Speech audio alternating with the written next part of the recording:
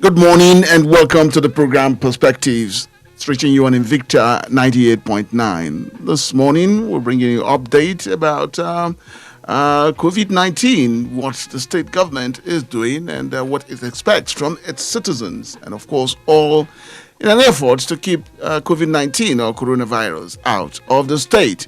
And this morning, I'll be doing it by phone, talking to my guest, Dr. Fatima Mahmood Ajeigbe, a member of the epidemiology and surveillance team of the state COVID-19 task force.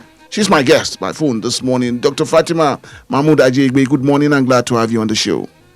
Good morning. Thank you very much for having me. All right. Yes, you are of the surveillance team of the state, and what you're doing, we see all efforts by the government to be proactive in keeping COVID-19 out of the state. Measures that have been taken, of course, right now and today we are on a lockdown, and of course, all measures being put in place are to be observed by citizens.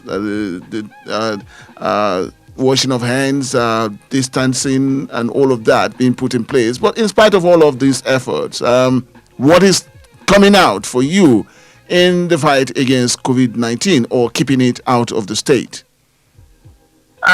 Thank you very much, Toyin, for having me here this morning.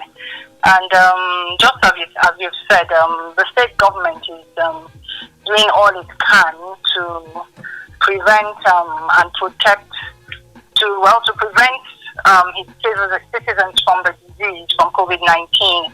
And of course, you know, the number one priority of the state government is to protect its citizens. So what the state government has been doing, just as you said, is to identify those people that have the condition, and when we've identified them, they are isolated, told to isolate, and then the ones that are suspected to have or may have had contact with people that are confirmed cases, we ask them to quarantine or self-isolate at home, and then if they develop any symptoms, they may have to be tested. Also, I think also at the point of entry into the state, the government has restricted entry as much as possible of people into the state from other parts of the country, because if you've seen the reports recently, in Kaduna State, most of our cases are imported cases. So those are cases, people that have come into the state and have been found to have the COVID-19 infection. So one of the main things that the government is doing is to restrict entry of people from other parts of the country. Is there a way, doctor, that we can really say that we can keep COVID-19 out of the state? I mean, if we have to take cognizance of imported cases, trying to stop people that would want to come into Kaduna State, but how can we, if not totally, how can we keep, how can we maintain the status quo as we have it now? It's a difficult thing. I'm sure you've seen that the government is doing so much. There are barricades along the way, but it's difficult to manage people where majority of people may be on board with the rules. Some people are still going out of their way to go against this rule. So I think the main thing is to educate people, because I feel those ones that are trying to come in is they probably don't know enough about the condition to stay out, because I believe if people know about COVID-19, they would protect themselves and their families. Because if you're coming from a state, for example, that has cases of COVID-19, and you've traveled there for business or something else, and then you're coming into the state, I think if you know about the condition, you know that as you're coming in, you're endangering the members of your family. And I believe it should be a personal responsibility for those people when you're coming in to subject yourself to the government, so that you can be interviewed and, if necessary, tested to make sure that you have the all clear. If you do not, and also to make sure that you either quarantine or self-isolate for the period of time that you're supposed to do for 14 days. And then, of course, if you receive the all clear from the health workers, from the government health workers, then you can move on. But a lot of people are not doing that. I think what a lot of people coming in are doing is coming in a clandestine manner and, trying to hoodwink the government or hoodwink the authorities, And so that's, I think, one of the problems that are taking place. But if people come in and you get to your house and you say, okay, fine, I'm coming in from a state that has cases, and because of this, my family stay away from me, I'm going to self-isolate for 14 days. If I develop any of the symptoms of the condition, like a cough or a fever or difficulty in breathing, then I will call the numbers, the helplines, which have been very well publicized, and so that something can be done about it. So I think it's a case of personal responsibility, because there's so much the government can do. We can barricade, but it depends on people. People have to make the choice to do the right thing. Let's look at this scenario where, are we at risk of having top government functionaries, really, coming in, putting this virus in the state and coming with it from outside? Because attention now is on just the poor and that would want to come into the state. Are we worried about top government functionaries? I'm talking about a DG, a commissioner, a director, all those that can, intimidate even those that are at the borders and tell them who they are, and so, must be allowed in or would be allowed in. Are we not at risk of having these people, also import this virus? I think you're at risk of having anybody, whether the person is a top government functionary or not, or just the regular person on the street, in coming with the disease and then, of course, infect others. As I've said, it's a matter of personal responsibility. If you're a top government functionary, it means you're in government. You've been put in a position of responsibility. You're responsible for people in your constituency. You're responsible for people where you work. So if you're coming in from somewhere and you're a top government functionary, you should set the example, to people by doing the right thing and being in quarantine or self-isolating for the number of days that you're supposed to before you now interact with people around. I don't know if that answers your question. Okay, again, let me bring, what is happening in Lagos State for its health workers or field workers. You are of this surveillance team in Kaduna State, COVID-19. Yeah. Lagos State, it's been shown and it's, out there that over 20 of its workers, health workers, are also, been infected with this virus. And we're talking about people with family. We're talking about people who have to go back home. And and of course, because of the risk that is involved, they are being insured and all sorts of things, incentives are being given to these health workers. In Kaduna State, yes, what the challenges of the field workers because they are family members, they have family to go back to, and of course the risk because they are out there to meet some of the people involved. So the risk involved in this kind of job for health workers now. Definitely there is a risk involved because we're dealing with a highly infectious agent, but for everybody on the field, just as I said, it's a risk. But to mitigate that risk, everybody that is going out on the field is equipped with personal protective equipment. So we wouldn't go to investigate, even if it's when we're investigating events or where people call in to say, oh, somebody might have come in from a state. We don't go without donning our protective wear, you understand, to interview these cases or this event. And of course, we follow all the rules. We wear the protective equipment. We stay far. We give a distance of at least 2 meters from the people. We don't sit with them on the same bench or directly opposite them to talk. So there are rules for mitigating this risk. Reduce the risk to the workers as much as possible. when dealing with cases and the public. And then for those people, for the ones that are, because for example, we are field workers. We go, we investigate the cases. When we feel a patient or an individual needs to be further investigated or tested, the people that are going to do that are even more protected than we are. So those are those ones that take the samples, and then of course when the patient or when the case needs to be evacuated to an isolation center, the people in the isolation center are even more protected. So there are different levels of protection, and the government is doing very well to provide us with this. We see that some hospitals, private or have been shut down or have locked down in Kaduna State, and so are we too not at risk of being sick and not knowing where to go? I mean, are we only limited to the government hospitals when we have a situation where private hospitals have closed, or because of the COVID-19 thing? I think, I don't have information on the hospitals that have been closed. Is it that the hospitals closed of their own volition? Voluntary, yeah. Some of them did that on their own volition. Well, the thing is, let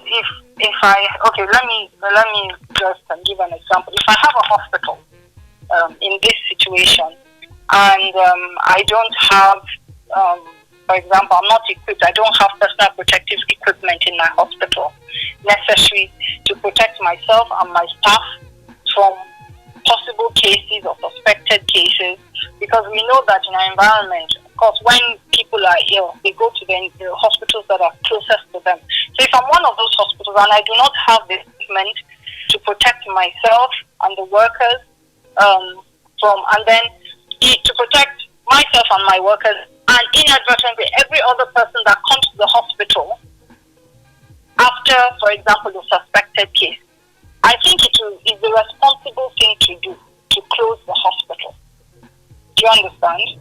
So I think that for hospitals to close, they're doing the responsible thing. They're being careful, because if a hospital remains open, and for example, the doctors and the nurses and the other workers in the hospital do not have personal protective equipment, and a case goes in, because from everything we've said, the COVID-19, the initial symptoms are similar to the malaria that we have on a regular basis. So people come down with a fever, they have a headache, or they would think maybe they have some common cold, and they go to the hospital. The people in the hospital may not know, they may not have a high index of suspicion. That patient spreads it to them, they see the patient, they pick up the virus, other patients come in. So you see, that hospital has now become a nidus for that infection and for spreading that infection. So it's better for a hospital that is not equipped to handle the cases to shut down. And that's why I think a lot of hospitals have done that. So I think it's a responsible thing to do. Okay, Doctor, let's talk about measures being put in place. We've all been told that you should just stay at home, and social distancing, washing of hands, coughing and sneezing into the, bent elbows, all of that, we're being told. But again, compliance to all of these, because as I talk to you now, some, gatherings, that you find of people, marriages are also taking place, and some burial, ceremonies are also taking place. And so you begin to wonder, this killer virus that has been talked about, and the whole world is, with it today, and yet compliance level has not been, too up there for government and those that want us all safe. So what is the problem? Is it a myth that, some people carry around that it really, it's not there? I think it's a challenge, and it can be frustrating for those of us on the field, or the people in government that are trying to regulate and trying to control, or to have some degree of control of the condition of where people are going against a lot of the modalities that are put in place to prevent infection. And I think it all boils down to educating people.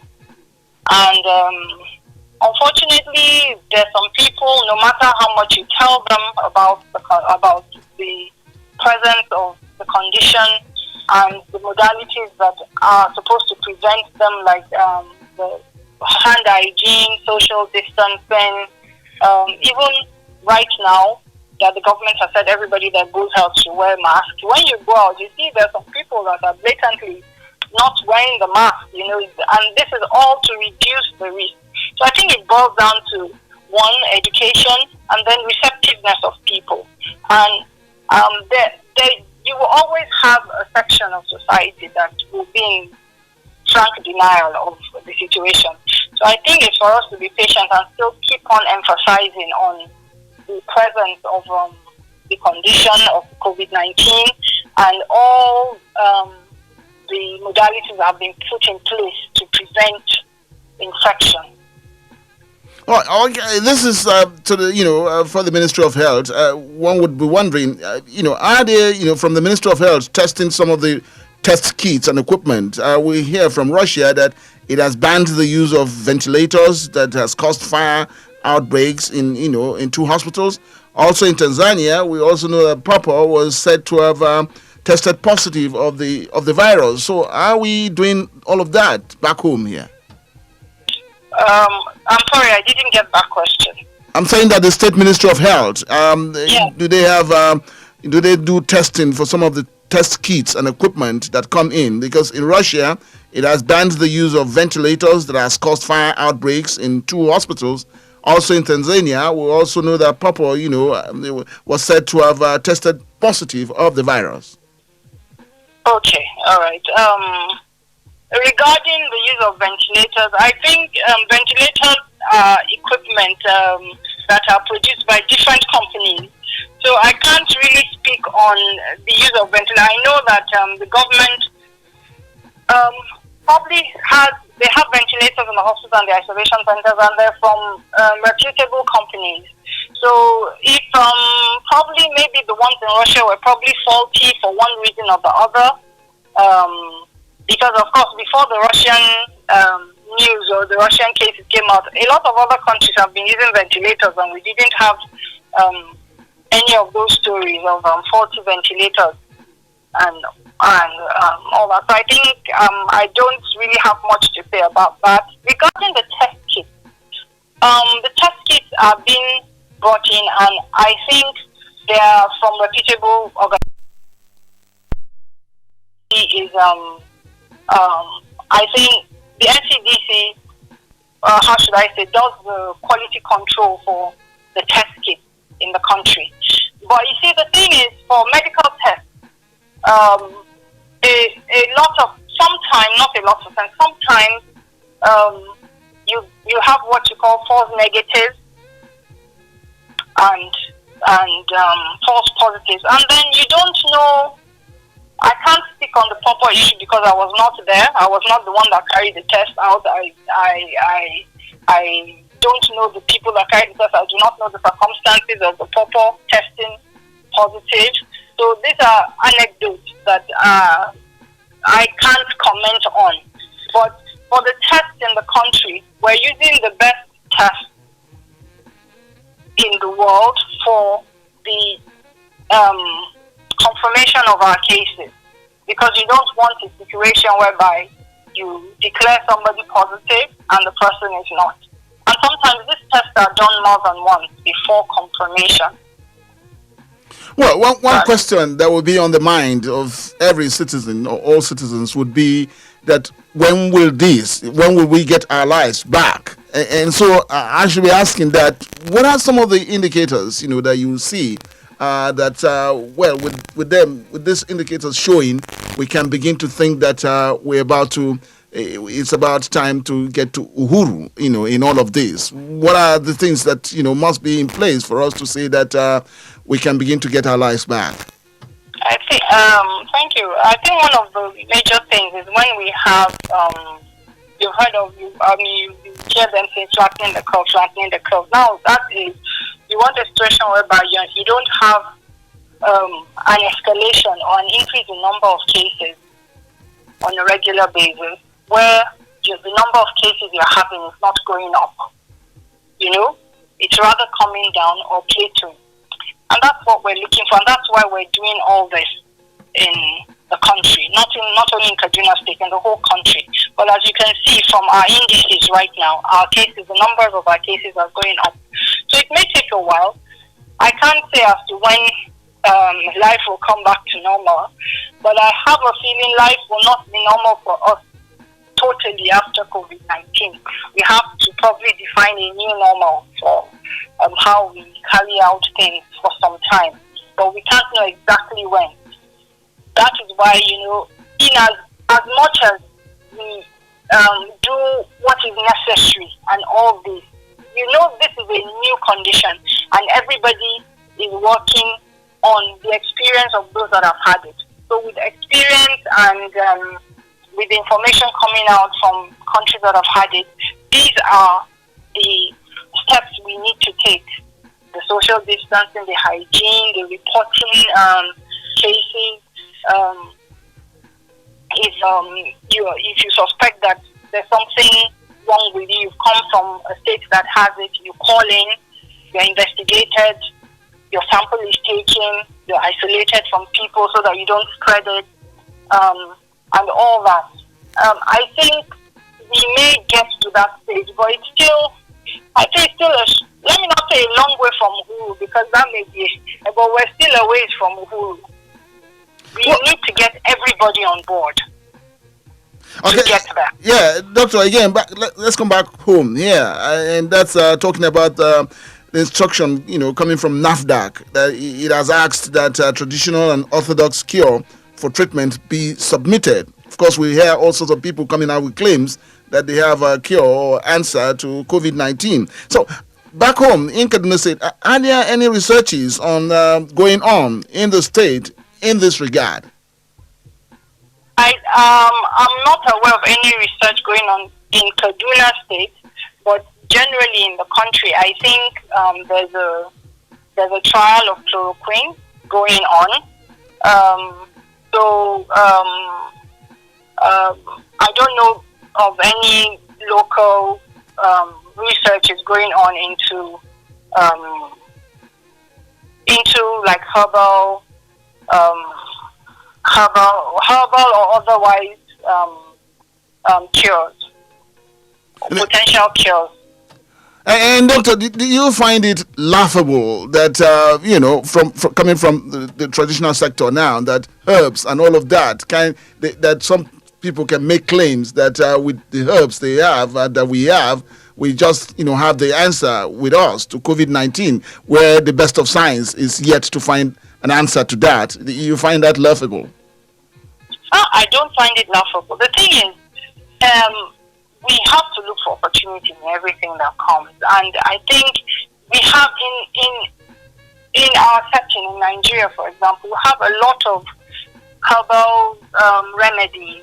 So if people can come together and come up with probable remedies and liaise with the medical, with the health workers, they can try. This is what happens even in developed climes. What they do is they formulate a remedy or a probable remedy, and they try it out on patients. After it has been tried on animals and gone through the necessary process of vetting before it's tried in humans. So if there are people that are claiming that they have the cure, let them bring the cure and let it be tested in the right manner. We have the Institute for Medical Research that can carry out this. We have the Pharmaceutical Society of Nigeria and the pharmacists that can facilitate this. So it is for these people to come out. You can't just say, oh, you have a cure and you haven't tested it on anybody. So it has to be tested, it has to be vetted before anybody says, oh, this can work or this will work. So I don't think it's laughable for people to say they have a cure. But the thing is, come out with the cure. If it's you come out with it and it can be patented so that nobody can steal what your formula is. And when that's patented, you now and all these things can be fast-tracked because of the situation. And then they can do the animal studies and then human studies. Okay, Dr. Fatima. Yeah, Dr. Yeah. Fatima Mahmood Ajigbe. We'll just go for a commercial break. I'll be back with you shortly. Don't go away, please. Thank you. All right.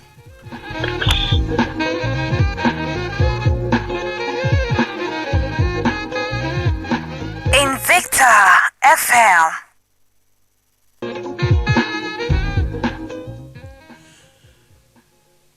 Welcome back. It's the program Perspectives this morning, and we're talking with Dr. Fatima Mahmood Ajigbe, a member of the Epidemiology and Surveillance team of the state COVID-19 task force, talking about COVID-19 and what government and citizens are doing all to keep COVID-19 out of the state. Doctor, just before we went on that break, I was trying to bring out a situation where, asking when we can begin to, see light at the end of the tunnel to say that we can, begin to get our lives back. But something that is coming out from Borno State has, is saying that its citizens can begin to go to the mosque and go to the churches and begin to do a little bit of moving around. In Ebonyi State, the governor of the state has asked that, business should come back, business as usual. And only this morning, again, yesterday, we heard that from Enugu State, another, someone that proved positive of the disease, and the governor is blaming it on imported, to the state from Kano State.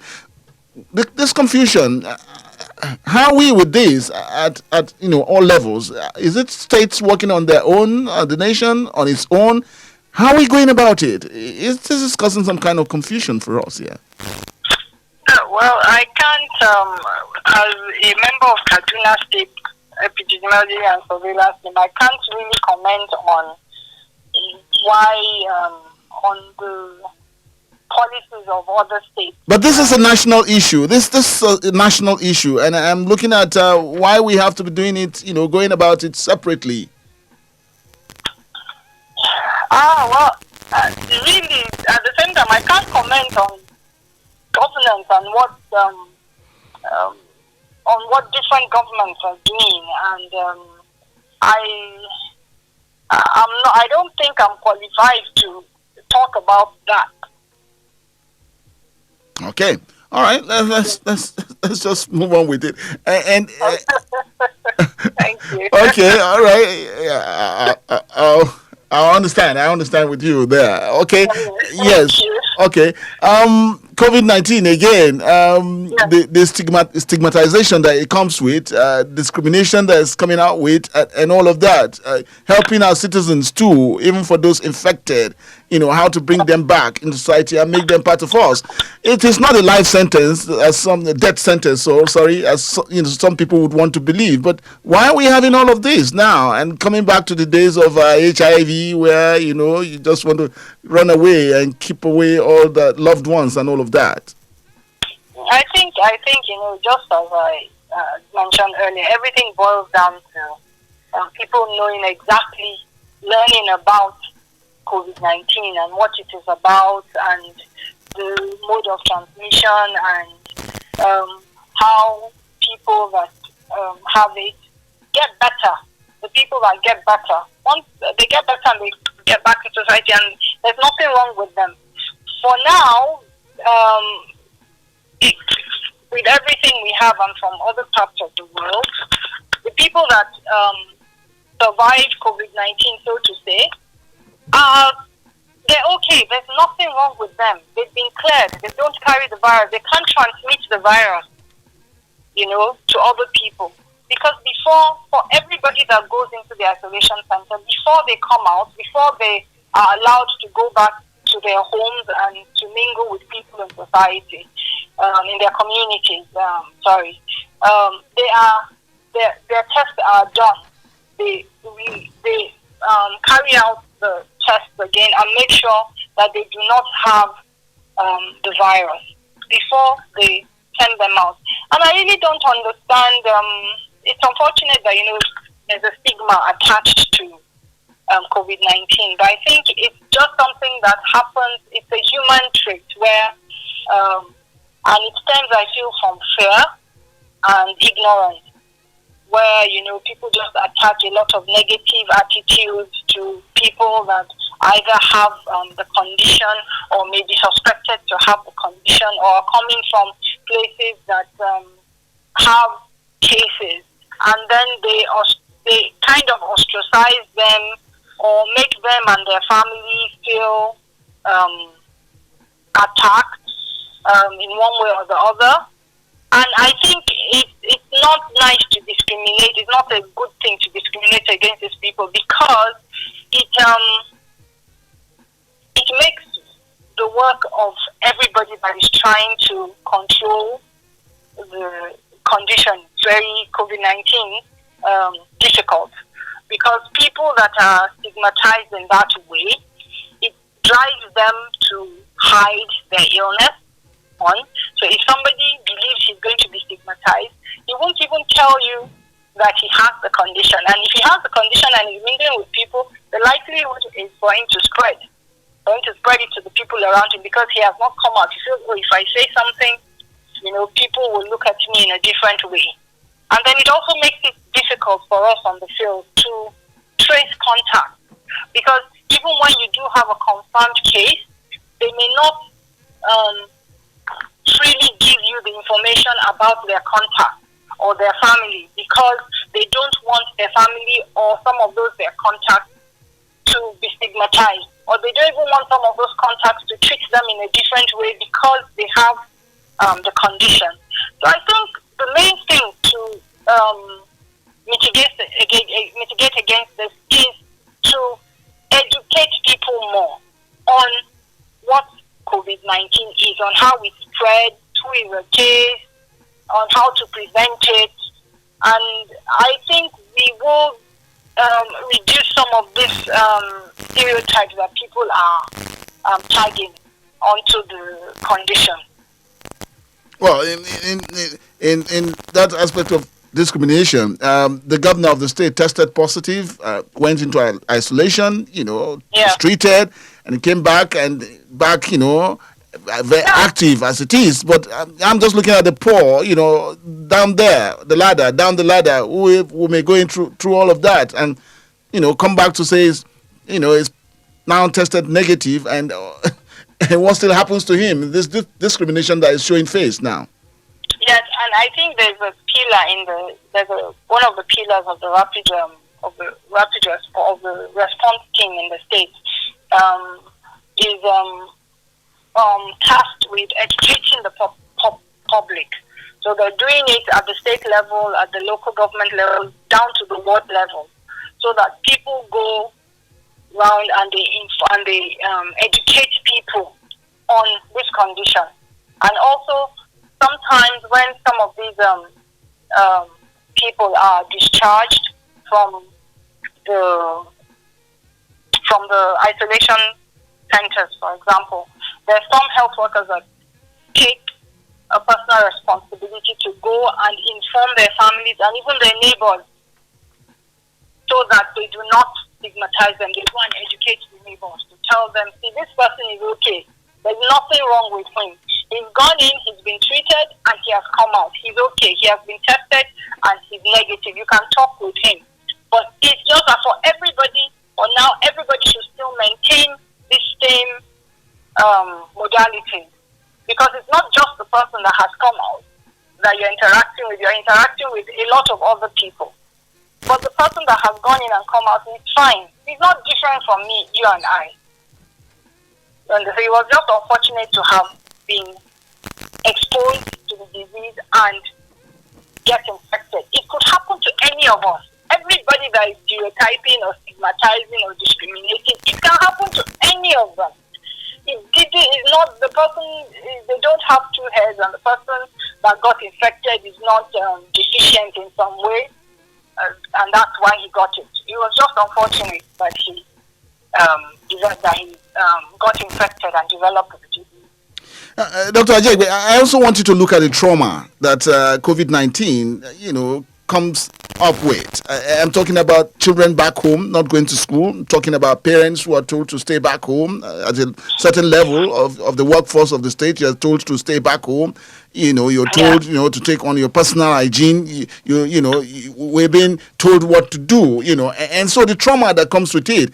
And some people would say, would this require another form of treatment, or how to, create awareness or educate the people on what they have to do, to avoid the trauma that can come out of this? Because some people are saying it could also, be devastating as it is. Be devastating in the sense that... In the sense that it can make some people go bonkers, because never used to this way of life.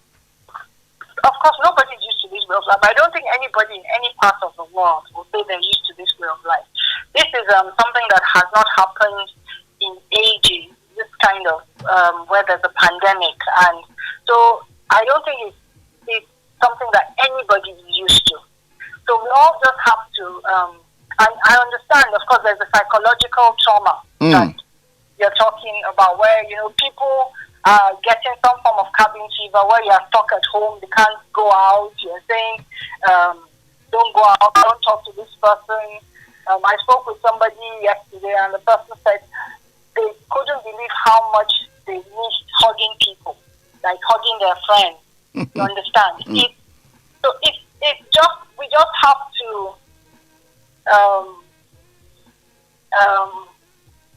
I don't want to say live with it, but we have to adjust. We have to change our way of thinking, because really we have to accept that we may not go back to how it was.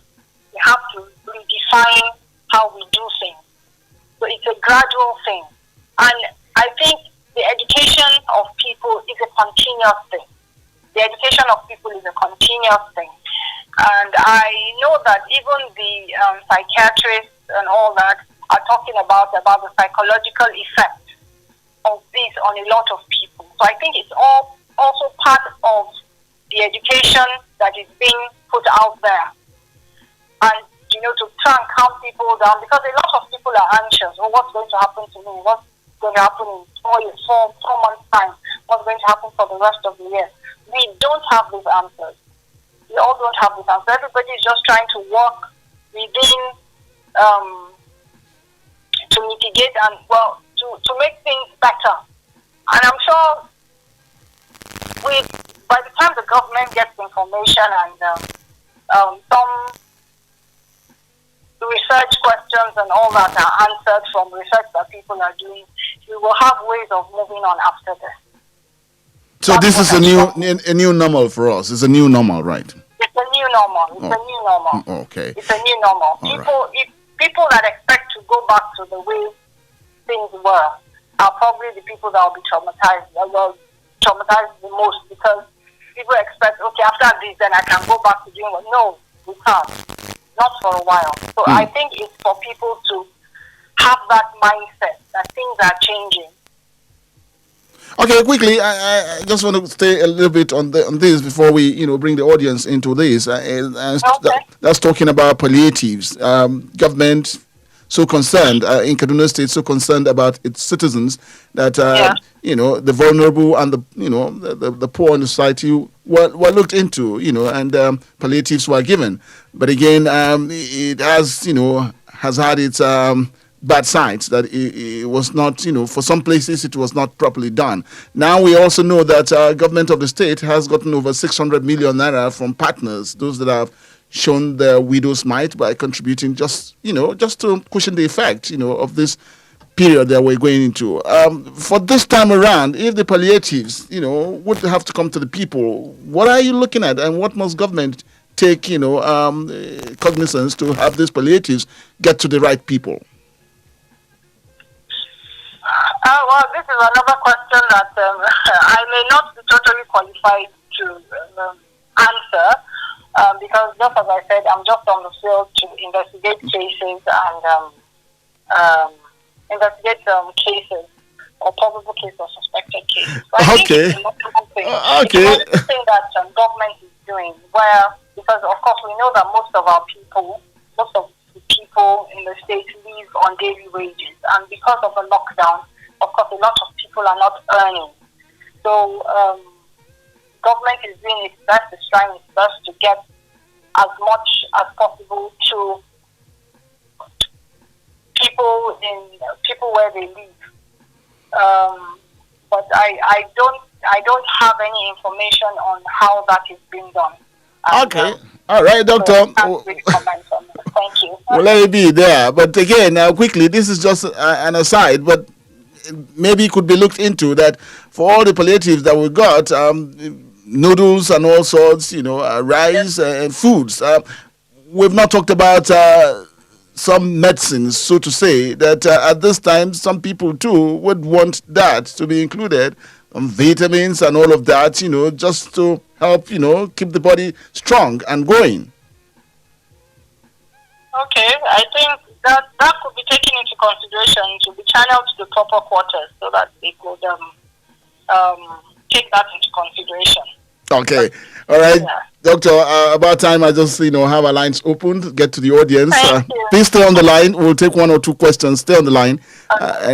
Okay. Numbers to call to be part of this conversation: 081 40,000 989, 081 40,000 989, or 070 87 800 989, 070 87 800 989. Take your calls now. Hello, good morning. Good morning, Mr. Colonel. Yes, quickly. To the doctor. Engineer Emmanuel, right? Yes, sir. You're also Engineer Emmanuel. Okay, quickly, please. Okay, I think your guests have spoken well, but I want to ask. Thank God, our governor was tested positive, now he's tested negative. Can you give us a clue what drugs they use on treating him on this COVID-19? Just like the governor of Bauchi came out, he said they use chloroquine and others. And our own governor have not told us what they use on him. That is number one question. Number two, since your guest there, she's a doctor, maybe she will give us a clue. What did they use? That is by the way. Okay. Then number two, I'm more concerned on this issue of palliative. We have been in lockdown getting to 2 months, and this case has been rising day by day. So what is the need of the lockdown, and if case keep on rising? Okay. Now we have almost 4,000 plus cases. All right. Engineer Emmanuel, let me just get straight. Let me get straight to the doctor on that. Give palliative. Okay, let me get straight to the doctor on that. Dr. Ajayegbe. Yes, sir. Yes, my caller, Engineer Emmanuel, is saying that just what were the things administered on our governor when he was in isolation, to get him back active again on ground. Bauchi State Governor talked about going through, being given chloroquine and all of that, but we've not had just what was it that was administered on our governor to make him, strong and active as he is doing now. And so, from your perspectives as a doctor, what are some of the things that could be said to be medicines used in treatment? I'm sure you know that for COVID-19, there's no definitive treatment. Right now, there's no drug that has been proven to treat the infection. So just as we said earlier, there are trials going on in every part of the world on different drugs.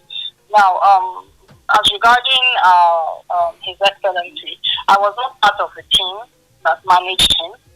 I'm not presently part of the case management team that is managing patients. So I honestly do not have the information that Engineer Emmanuel wants. Yes, maybe concerned about what makes you positive and gets you back negative. I mean, that was the thrust of the question there. Yeah. The thing is that it is not, usually it's not a drug, but for now, it's just like the common cold. It's a viral infection. So the infection is a self-limiting thing. With time, the body's immunity takes care of the condition. So there's no drug right now that is said to truncate the infection. Okay. Understand? But it's a self-limiting infection. with time, when a person is infected, all right, with time the body takes care of that infection. Now, unfortunately, before the body does that, a lot of damage is done because sometimes the reaction of the body to any pathogen, whether it's a virus or bacteria, it's the reaction of the body that causes a lot of the symptoms. And if the reports we're getting from different parts of the world, there are varied types of reactions that are affecting different parts of the body. So why we're looking for a cure, if those reactions were not so bad that was causing a lot of damage in the body, we would leave the virus to just live out its lifespan in the body and let the body take care of it. But a lot of that, of the reaction of the body, is what is causing the symptoms and causing people to lose their lives. And that's why a cure is being sought, so that you can stop that infection before the body reacts in such a way as to cause a lot of damage to it. Okay, we'll take another call. Yeah. Hello, good morning. Yo, good morning, Hello. Good morning. Your name?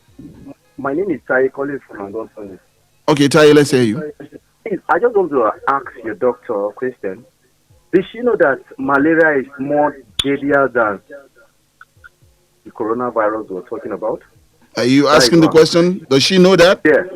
Does she know that? So what? Malaria is what? Okay. So, doctor. I'm coming, sir. Okay, Tai, go on. Yeah, malaria is more deadlier than coronavirus. That is one. Then two, I think we can live with coronavirus. They should free us from the lockdown.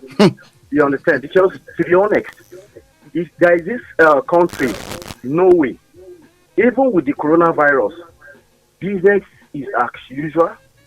So we're on lockdown and the case is just skyrocketing day by day. So I just feel we can live with coronavirus. Okay, Tai. All right, I'll get to you, Dr. Ajay. Tai is saying that, do you know that malaria is deadlier than COVID-19? Well, I'd like to hear that from you too. And also talking about Norway, that is a country where they're living their lives, with COVID-19 around, but doing business as usual. So why lock us down, or why they lock down when the case keeps rising? Well, let me take the Norway question first. I think in Norway, you see, the thing is, a lot of governments and a lot of places in the world reacted. They took let me not say reacted. They put in modalities to control this infection. You understand? And Norway did that, and it has worked for them because their people listened to them and did what they were supposed to do. And that is why right now they still put all these things that we've also put in place: social distancing, respiratory hygiene, hand hygiene. They have all this in place, but the modalities that they told their communities, the things that they told their communities to do, the communities did, and that's why they have been able to kind of go back to some semblance of normality.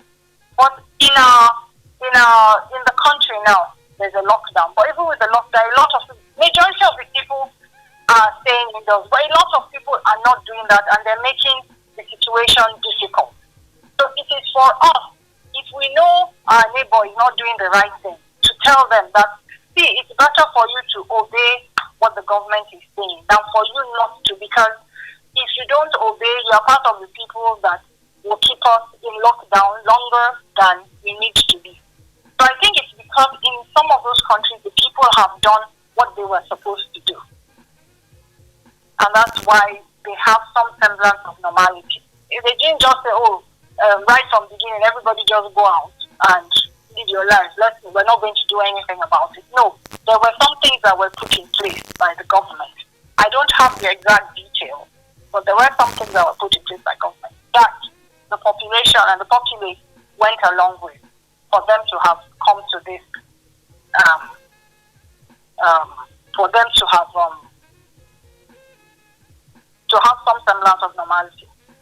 Okay. Yes, thank you. And then now, malaria, I don't understand what she means by it's deadlier than COVID-19. I don't understand. The transmission of malaria is totally different from COVID-19. COVID-19, the virus is a highly infectious condition. It moves from one person to another at a very fast rate, and it's very contagious. Malaria is not a contagious condition. So we can't compare. There's no basis for comparison between malaria and COVID-19 right now. I don't know if I've answered the caller's question. And on that note, Dr. Ajegbe, just like to thank you for coming on the program with us this morning. Thank you very much, Dwayne. Thank you. All right. Thank you.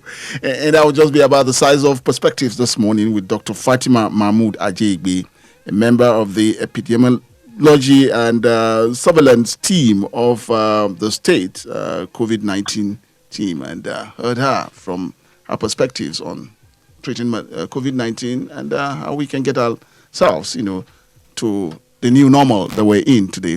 We'll come back with perspectives tomorrow. Prince, thank you for connecting us with the people, and Wisdom, thank you for putting us in the pictures for the people. We'll come back tomorrow. Good morning.